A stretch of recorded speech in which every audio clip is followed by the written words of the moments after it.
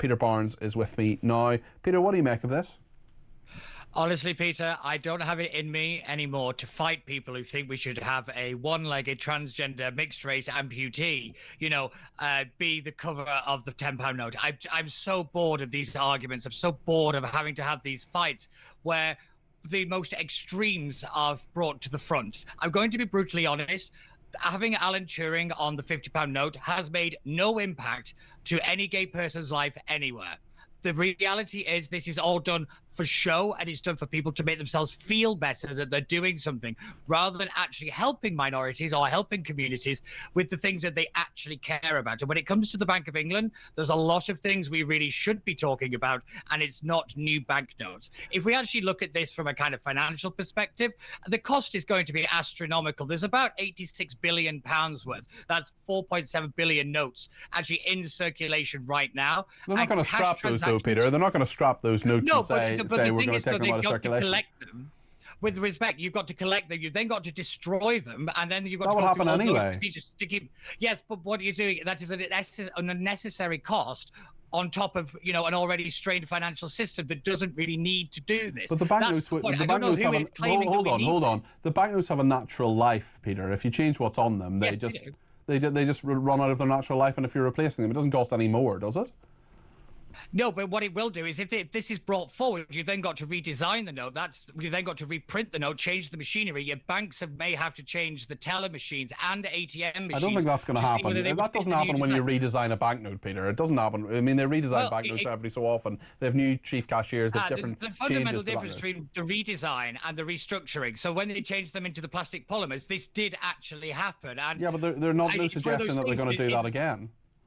But we don't know that, and that's part of the problem, is that whilst this all sounds very nice about we get to pick the picture, there's also the practical implications about what this genuinely means. And I don't think it's A, necessary, and B, I don't think it's worth the potential financial cost of any of this.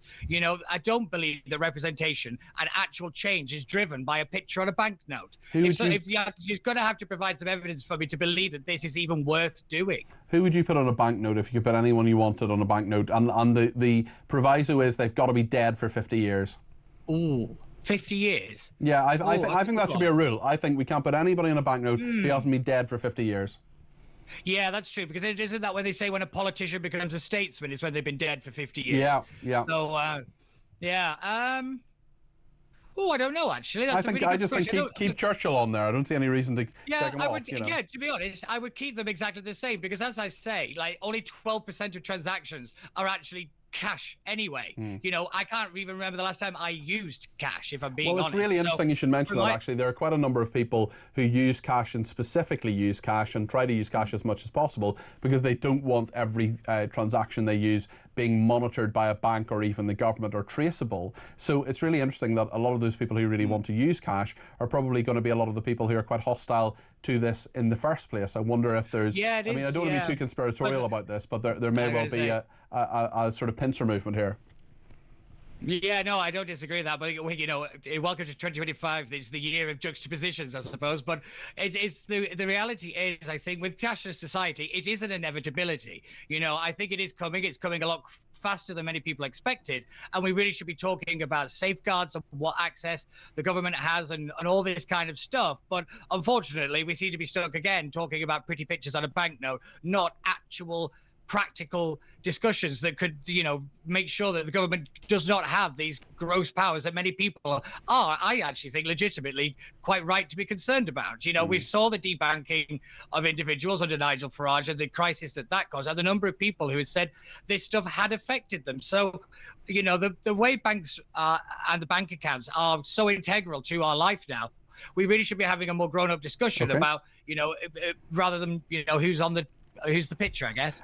Quick word on the £500,000 that the government has used. Let's just see this, changing a dot. So previously, if you're listening on the radio, I will tell you, there was a crown and then gov.uk for the government's website, which you may not even be aware of. They spent £500,000 changing the background to blue, and they have put gov.uk. The dot has been put up higher, and we are told the dot can take on different roles, Peter, guiding users through content, journeys and experiences across the gov.uk channels. It should always serve a clear purpose, is what we are told. Is this one of these that it identifies as something else then, rather than it just being a dot? I mean, this is the most expensive full stop in the history of the world. It should, most surely. But the reality is we really should be asking about a culture within the civil service and within the government itself that thinks that spending that amount of money on this at this particular moment in time is a good idea. That's the story here, is why was this ever allowed to happen in the first place? We see it all the time. I go back to this, the Mayor of London here, where he spent over £200,000 on this kind of mate campaign, where all it was just, I remember that. Oh, do you remember this dreadful. kind of ridiculous campaign? But this is the thing. Money is being thrown at these projects. There's no accountability. No one ever gets held responsible for the wastage of money.